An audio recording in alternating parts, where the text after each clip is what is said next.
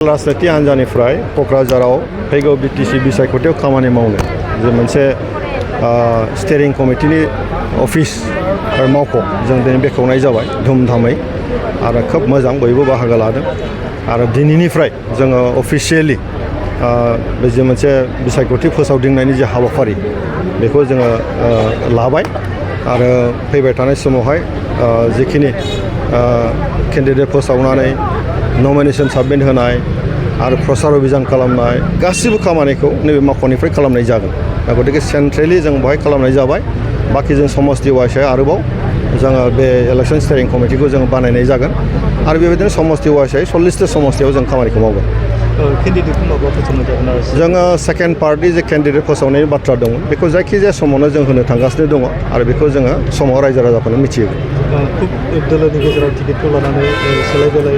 जानायखौ बेथ' मोजां मोनसे थासारियानो बुंनो थाङोबा खारन जोङो UPPL हान्जाया खोब शक्तिशालि जाबाय दा बयबो रायजोफ्रा बेखौ मदद होबाय थादों गतिके जि दला शक्तिशालि बेवहाय टिकेट बिनायनि अनजिमायाबो बारा जायो प्रत्येक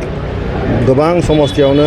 गोबां जोंनि UPPL खौ मोजां मोनग्रा नेता कर्मिफ्रा दिनैहाय केन्डिडेट जानो थाखाय दाबि थिखांदों बे जोंनि थाखाय खोब मोजां नाथाय दला सिस्टेमेटिक भाबै जोङो बिजाथिफोरखौ जोङो सायख'दों आरो जों फोसावदों आरो जों फोसावलांबाय थागोन आरो दला सिस्टेमेटिक भाबैनो डिसिप्लिन भाबैनो बेखौ मानिनानै जोंनि फैबाय थानाय बिसायख'थियाव जों देरहासारनायनि थाखाय बयबो खामानिखौ मावगोन आरो बेवहाय जेबो गोनो गोथो गैया सेकेन्ड फेजखौ नेनानै दं खाम्फा बरगयारि आरो रिंगानि आरो BTIनि गाहाय खुंग्रि प्रमद बर' बिथांनि बाथ्राखौ बुंनो हादों जे बिथांमोना जेराव गेलेयो बेयावनो केन्डिडेट हाग्रामा महिलारि बिथांनि बाथ्रायाथ' माने उल्टा पाल्टा बियो आं खोनादोंमोन दाख्लै बबेबा मोनसे मिडियाआव आं नुदों जे 14 चिराङाव थांनानै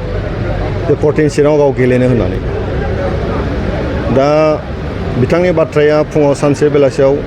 माने आलादा जायो फुङाव आलादा जायो दा गतिके बिथांनि बाथ्राखौ लानानै माबा मोनसे बुंनांगौ दं होननानै आं सानाखै बिथाङा बबाव गेलेथों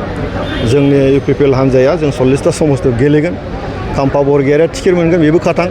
इतिमध्य जों चन्द्र ब्रह्मनो बिथांनो जों होबाय टिकेट गतिके जोंनि सिन्थाया जाबाय मा गोजोन खौसेथिखौ जों बयबो हास्थायो बर' रायजो राजा बयबो बिटिसिनि आइ आफा रायजोफ्रा बयबो हास्थायो बेनिखायनो गोजोन खौसेथिनि थाखाय सावरायनायबो जादोंमोन दा बेनि गेजेराव खाम्फा बरगयारि बिथांबो दंमोन चन्द्र ब्रह्म बिथांमोनबो दंमोन आरो बिथांमोना गासैबो हाग्रामाजोंनो दंजोबोमोन हाग्रामा महिलारिजोंनो नाथाय हाग्रामा महिलारिनि जे मोनसे नीति बेखौ रावबो मोजां मोनैनि थाखाय दिनै बिपिनिफ्राय गोबां नेता कर्मिफ्रा जोंनि UPPL हान्जायाव फैदों खौसेथिया बिदिनो फैबाय दा गतिके UPPL गासै खौसे लुबैग्रा मानसिफ्रा ज' जाबाय जों देरहासार जागोन फैबाय थानाय समाव मोजां सरकार दागोन